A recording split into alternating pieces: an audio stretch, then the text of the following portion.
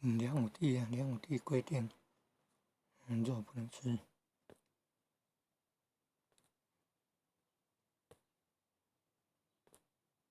古印度要出去化缘，给你吃什么就要吃什么，但是原则三净肉不是为你杀来煮来吃哦。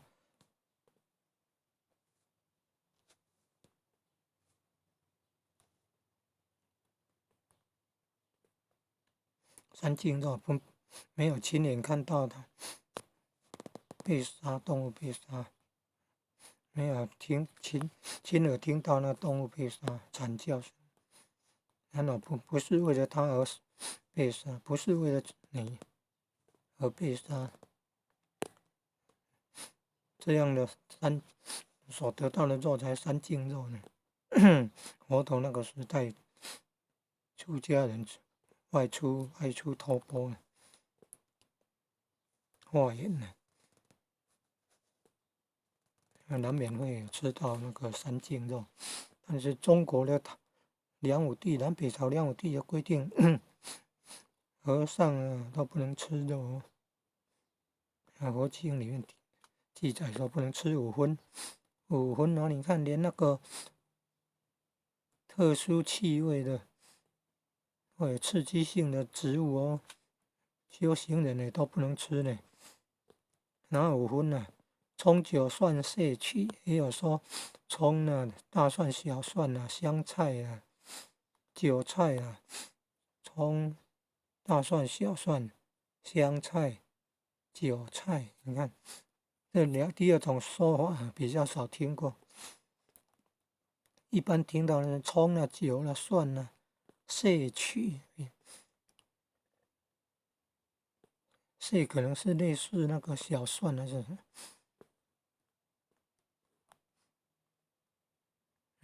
类似蒜和小，是不是就是小蒜？曲一般说山芋头的大条根，山上芋头，山芋头有一种树叫山芋头，山芋山藕大条根，可能用来做那个调味料，绿色的，很辛辣的，可能是那一种。有的佛教法师说是那一种，也有的说是香菜的话，吃了会有因果病呢，因为那个有典故有故事的。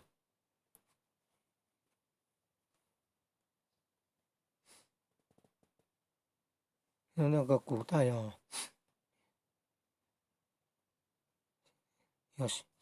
杨戬还是杨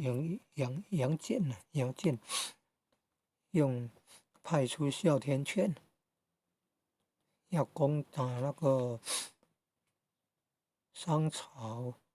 名将，那名将是为纣王而战士的，那个是赵光明，后来成为五财神。然后他的妹妹为替他报仇，跟杨戬站起来了，参考《封神榜》了。杨戬放出哮天犬要攻击赵光明的姐妹们了，结果那哮天犬被摔得撞石头死掉了，然后被人家要泄愤，然后把它分尸了，然后埋在一个地方，后来长出那个香菜所以说你看那个，我说吃了香菜会有因果病，劝人家不要吃那个香菜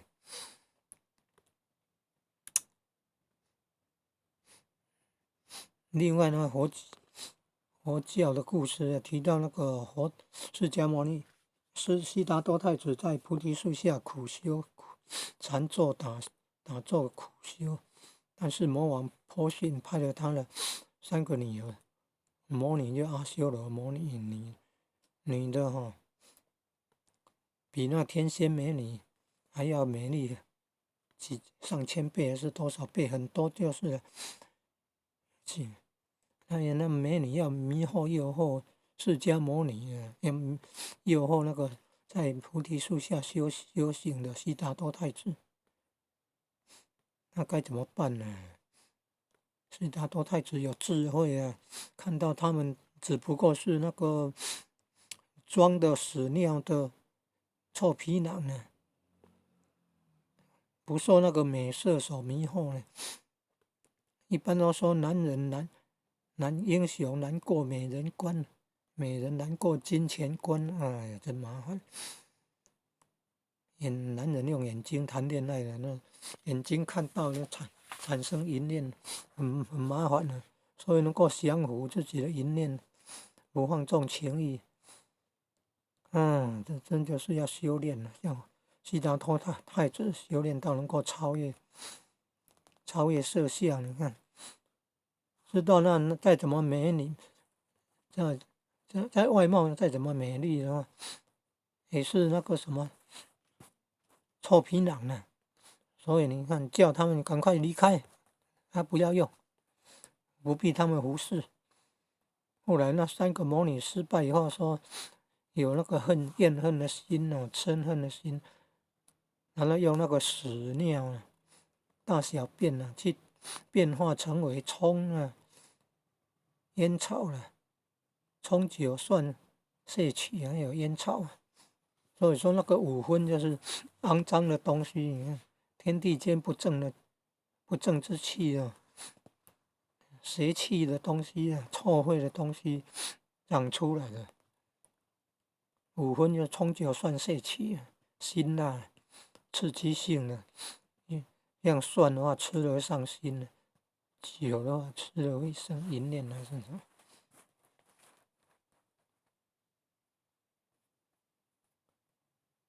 像葱、酒、蒜、筮曲，葱吃的时候伤肝了，酒嘞，酒伤肝嘛，葱伤肾嘛，蒜伤心了，蒜头很伤心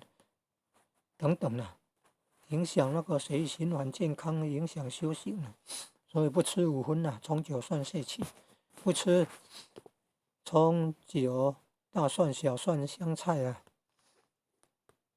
也不要抽烟，不要抽烟，那个大小便污秽的东西化生出来了。